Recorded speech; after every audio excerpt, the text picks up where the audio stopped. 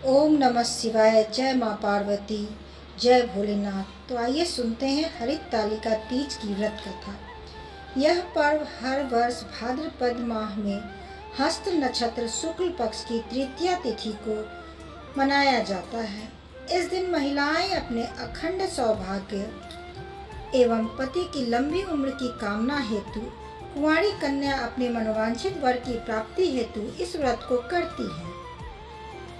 इस दिन महिलाएं निर्जला उपवास रहकर भगवान शिव एवं माता पार्वती का पूजन करती हैं।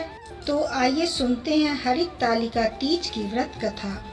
माता पार्वती जी कहती हैं, हे महेश्वर, हमें कोई गुप्त व्रत या पूजन बताएं जो सब धर्मों से सरल हो, जिसमें परिश्रम भी कम करना पड़े लेकिन फल अधिक मिले। हे नाथ, यदि आप मुझ पर प्रसन्न हो तो यह विधान बताएं। हे प्रभु, किस तप, व्रत या दान से आदि मध्य और अंत रहित आप जैसे महाप्रभु हमको प्राप्त हुए हैं। शिवजी बोले, हे पार्वती सुनो, एक व्रत जो मेरा सर्वस्व और छिपाने योग्य है, लेकिन तुम्हारे प्रेम के वशीभूत होकर मैं तुम्हें बतलाता हूँ। मैं तुम्हें एक प्राचीन व्रत बतलाता हूँ, एकाग्र मन से सुनो। जिस व्रत के प्रभाव से तुमने मेरा आधा आसन प्राप्त किया है, वह मैं तुमको बतलाऊंगा, क्योंकि तुम मेरी प्रेयसी हो।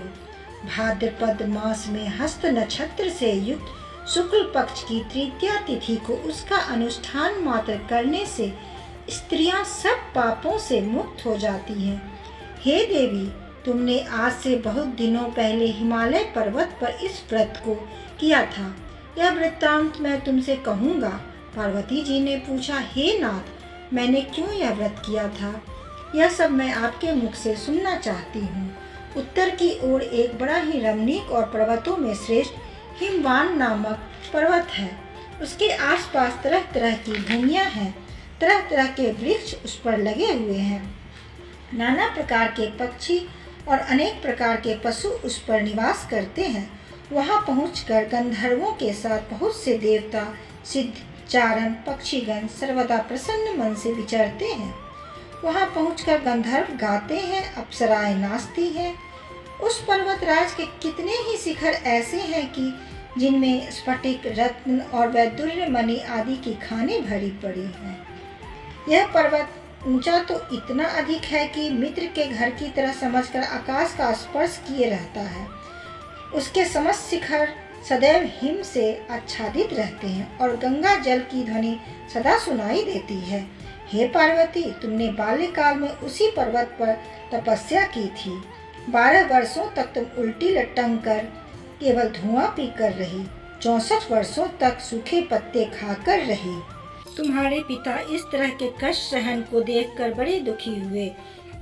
वे चिंता में पड़ गए कि मैं अपनी कन्या किसको दूं। उसी समय नारद जी आ पहुँचे। मुनि श्रेष्ठ नारद जी उस समय तुम्हें देखने गए थे।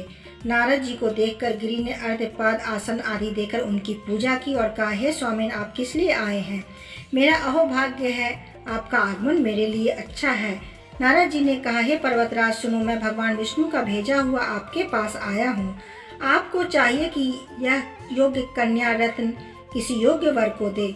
मैं भगवान विष्णु के समान योग्य वर ब्रह्मा, इंद्र और शिव इनमें से कोई नहीं है, इसलिए मैं यही कहूँगा कि आप अपनी कन्या विष्णु को ही देवे। भगवान ने कहा, भगवान विष्णु मेरी कन्या ले रहे हैं और आप यह संदेश लेकर आए हैं तो मैं उन्हें अपनी कन्या दूंगा।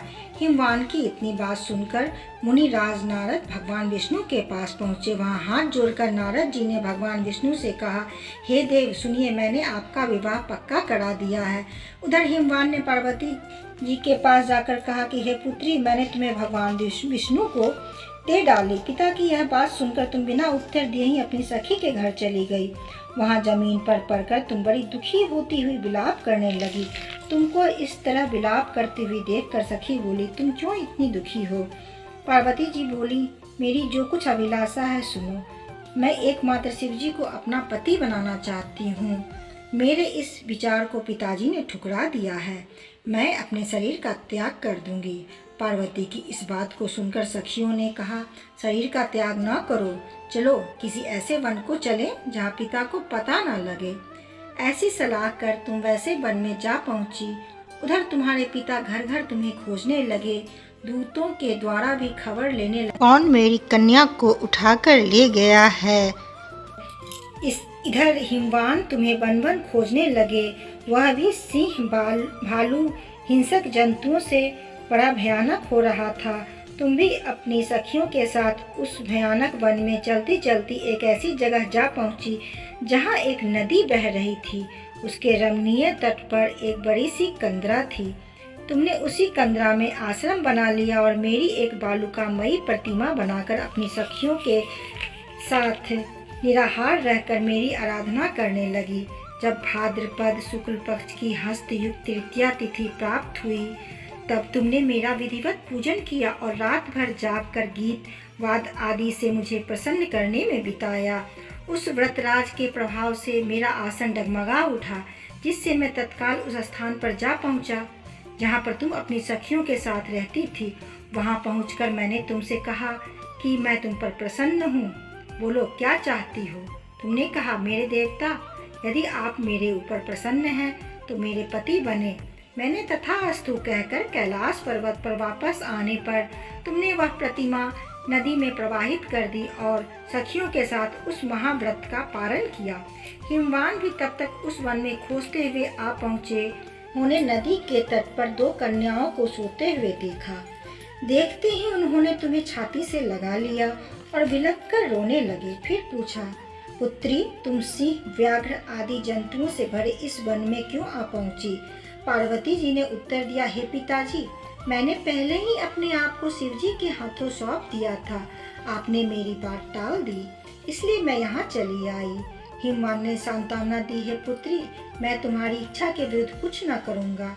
तुम्हें अपने साथ घर ले आए और मेरे साथ तुम्हारा विवाह कर दिए। इसी से तुमने मेरा अर्धासन पाया है। तब से आज तक किसी के सामने मुझे यह व्रत प्रकट करने का अवसर नहीं प्राप्त हुआ। हे देवी, मैं यह बताता हूँ कि इस व्रत को हरित तालिका नाम क्यों पड़ा। तुमको सखियाँ हर ले गई थी, इससे हरित तालिका नाम पड़ा। पार्वती जी ने कहा, हे प्रभु, आपने नाम तो बताया, अब इसकी विधि भी बताएं। इसका क्या पुण्य है, क्या फल है, यह व्रत कौन करे। श्री शिव जी पार्वती जी से कहते हैं, हे देवी, मैंने समस्त स्त्री जाति की भलाई के लिए उत्तम व्रत बतलाया है। जो स्त्री अपने सौभाग्य की रक्षा करना चाहती है वह यत्न पूर्वक इस व्रत को करे। केले के खंभे आदि से सुशोभित एक सुंदर मंडप बनावे, उसमें रंग बिरंगी रेशमी कपड़ों से चंदोवा लगाकर चंदन आदि सुगंधित द्रव्यों से वह मंडप लिपवावे। फिर शंख, भेरी, मृदंग आदि बाजे बजाते हुए बहुत से लोग एकत्रित होकर तरह तरह के मंगलाचार करते हुए उस मंडप में पार्वती जी तथा शिव जी की प्रतिमा स्थापित करें। उस रोज दिन भर तरह उपवास कर बहुत से सुगंधित फूल, सुगंध और मनोहर धूप, नाना प्रकार के नैवेद्य आदि एकत्र कर मेरी पूजा करे और रात भर जागरण करे। ऊपर जो जो वस्तुएं गिनाई गई हैं उनके अतिरिक्त नारियल, सुपारी, जमीरी, नींबू, लौंग, अनार, नारंगी आदि जो जो फल प्राप्त हो सके उन्हें इकट्ठा कर ले। उस ऋतु में जो फल तथा फूल मिल सके विशेष रूप से रखें। इसके बाद धूप दीपादि से पूजन कर प्रार्थना करें, हे शिवे, हे शिव रूपनी, हे मंगले, सब अर्थों को देने वाली हे देवी, हे शिव रूपे आपको नमस्कार है। हे शिव रूपे आपको सदा के लिए नमस्कार है। हे ब्रह्म रूपिणी आपको नमस्कार है। हे जगधात्री आपको नमस्कार है। हे सिंहवाहिनी संसार के भय से भयभीत मुझ दीन की रक्षा करें। इस कामना की पूर्ति के लिए मैंने आपकी पूजा की है। हे पार्वती, मुझे राज्य और सौभाग्य दें, मुझ पर प्रसन्न होवें। इन्हीं मंत्रों से पार्वती तथा शिव जी की पूजा करें। तदंतर विधि पूर्वक कथा सुने और ब्राह्मण को वस्त्र, गौ, स्वर्ण आदि देवें।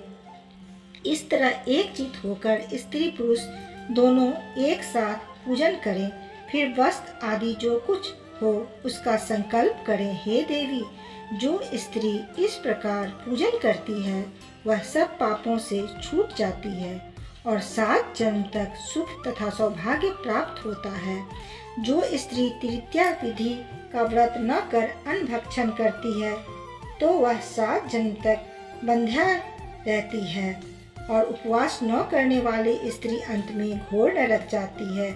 मांसाहार करने से बाघिन, तीज को अन्न खाने से सूकरी, फल खाने से बंदरिया, उस रोज सोने से अजगरी और पति को धोखा देने से मुर्गी होती है। इसलिए सभी स्त्रियां व्रत अवश्य करें। दूसरे दिन स्वर्ण, चांदी, तांबा अथवा बांस के पात्र में अन्न भरकर ब्राह्मण को दान दें और पारण करें।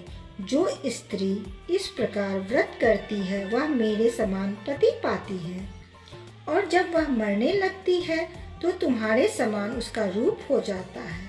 उसे सब प्रकार के सांसारिक भोग और सायुज्य मुक्ति मिल जाती है। इस हरितालिका की व्रत कथा मात्र सुन लेने से प्राणी को 1000 अश्वमेध यज्ञ और सैकड़ों वाजपेय यज्ञ करने का फल प्राप्त होता है। हे देवी, मैंने यह सब व्रतों में उत्तम व्रत बतलाया जिसके करने से प्राणी सब पापों से छूट जाता है। इसमें कुछ भी संशय नहीं। जो भक्त इस दिन निर्जला उपवास रहकर भक्ति पूर्वक इस व्रत को करते हैं और कथा का भक्ति पूर्वक श्रवण करते हैं उन्हें अनंत गुना फल की प्राप्ति होती है। जय भोलेनाथ, जय माता पार्वती, जय श्री गणेश। ऐसे ही धार्मिक कथाओं को सुनने के लिए हमारे चैनल को लाइक और सब्सक्राइब जरूर करें और अपना सहयोग बनाए रखें। धन्यवाद।